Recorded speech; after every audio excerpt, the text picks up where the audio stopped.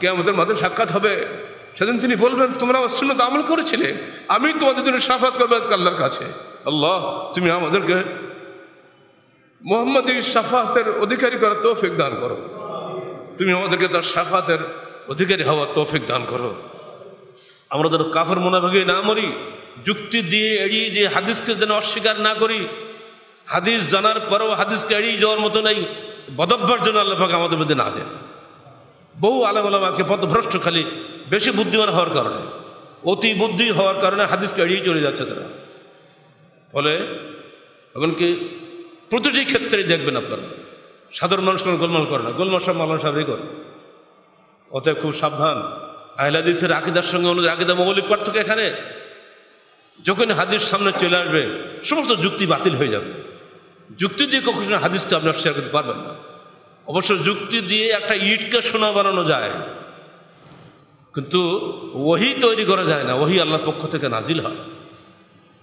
ওহীর বিধান চূড়ান্ত। মানুষের যুক্তির পরে পাল্টা যুক্তি দেওয়া যায়, কিন্তু ওহীর পরে পাল্টা ওহী আনা যায় না।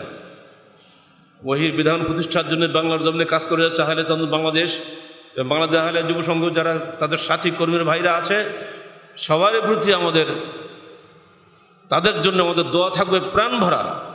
আল্লাহ এই বাংলার জমিনের শিরক অধ্যুষিত এই জমিন, অসংখ্য মানুষ এখানে আছে, কিন্তু অধিকাংশ মুসলমানই মুশরিক। আল্লাহ পাকের ভাষায় বলছে, ওমা ইউমিনু আহাদুম ওমা ইউমিনু আকসারহুম বিল্লাহি ইল্লা ওয়া হুম মুশরিকুন। আকসার মানে অধিকাংশই মুশরিক।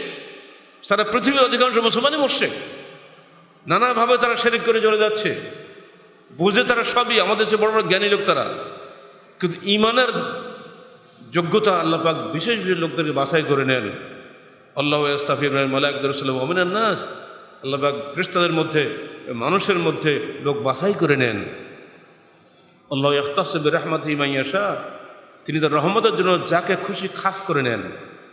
আল্লাহ পাক আমাদেরকে যেন তার রহমতের জন্য খাস করে নেন। আমাদের সেই দোয়া রইব আল্লাহর কাছে।